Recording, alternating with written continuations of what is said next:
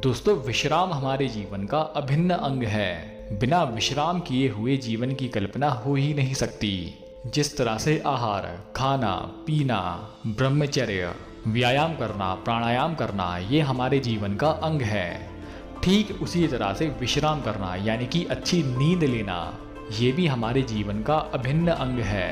18 घंटे की कड़ी मेहनत करके अगर व्यक्ति सिर्फ 6 घंटे की एक अच्छा खासा विश्राम ले लेता है तो उसका शरीर जो 18 घंटा की मेहनत से डिस्चार्ज हो गया था वह भी 6 घंटा की मेहनत से पूरी रूप से चार्ज हो जाता है।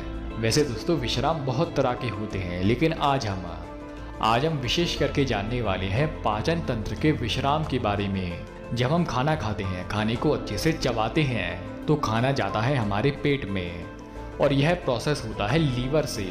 तो जैसे ही खाने का एक निवाला हम मुंह में रखते हैं तो तुरंत ही हमारा पाचन तंत्र एक्टिव हो जाता है और यह तब तक चालू रहता है जब तक खाया हुआ अन्न पूरी तरह से डाइजेस्ट ना हो जाए, और यह तब तक चालू रहता है जब तक हमारे पेट में कुछ न कुछ पड़ा हो। तो हमें विशेष करके ध्यान में रखना है कि हम अपने पेट को खाली रखें। जिस तरह से 18 घंटे काम कर लें तो हमारा शरीर डिस्चार्ज हो जाता है, और अगर 6 घंटे विश्राम कर लें तो हमारा शरीर फिर से चार्ज हो जाता है। ठीक इसी तरह से जो हमारा पाचन तंत्र दिन भर काम कर रहा था तो उसको भी विश्राम चाहिए, जिससे वह फिर से चार्ज हो पाए, जिससे हमारा पाचन तंत्र फिर से एक्टिव हो पाए, हमारा पाचन तंत्र मजबूत हो पाए। तो इसी के लिए ही आपको उसको देना है रेस्ट।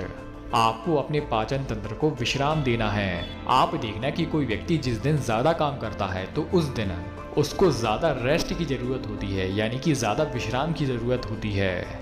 लेकिन अगर व्यक्ति जिस दिन कम काम करेगा तो हो सकता है कि उसका कम नींद में ही काम चल जाए, यानी कि कम विश्राम में ही काम चल जाए। तो ठीक इसी तरह से आपको अपने डाइजेशन के हिसाब से देखना है कि आपने जिस दिन ज़्यादा भारी आहार का सेवन किया है तो उस दिन आपको ज़्यादा रेस्ट की ज़रूरत होगी, यानी कि पाचन तंत्र को रेस्ट की ज़रूरत होती है। तो उस दिन आपको ध्यान रखना है कि जिस दिन आपने भारी आहार का सेवन किया है दिन में, तो आपको शाम को ध्यान रखना है कि शाम को थोड़ा सा हल्का खाएं।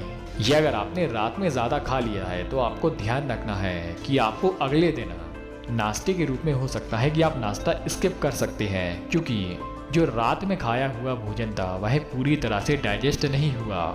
या अगर मान लो कि आपने आज के दिन सुबह और शाम को यानी कि पूरे दिन जितनी भी बार आप खाना खाते हैं तो आपने भारी आहार का सेवन किया है, तो आपको इस स्थिति में अगले दिन उपवास करना है, या हो सकता है कि फल आहार पर ही जीवित रहें। अब ये भी एक तरह का विश्राम होता है, यानी कि हमारे डाइजेशन को विश्राम। इससे क्या होता है कि हमारी जठर अग्नि को ज़्यादा परिश्रम नहीं करना होता, जिससे खाने का पाचन तो अच्छी तरह से होता ही है, लेकिन हमारी जठर अग्नि मरते दम तक बलवान रहती है। अब अगर मेरी बात करें तो मैं अपनी डाइजेशन को कैसे विश्राम देता हूँ। खाने की बात करें तो मैं खाता हूँ दिन में सिर्फ एक बार, और दूसरी बार मैं खाता हूँ हल्के आहार का सेवन, जैसे कि फल आहार, जैसे कि नट्स, ड्राई फ्रूट्स, सूखे मेवे, दूध। तो ये मेरा तरीका है डाइजेशन को रेस्ट देने का। हो सकता है कि यह तरीका आपके लिए अच्छा ना हो, तो आपको अपने शरीर को जानना है और आपको पहचानना है कि आपके शरीर को किस तरह का रेस्ट सूट होगा।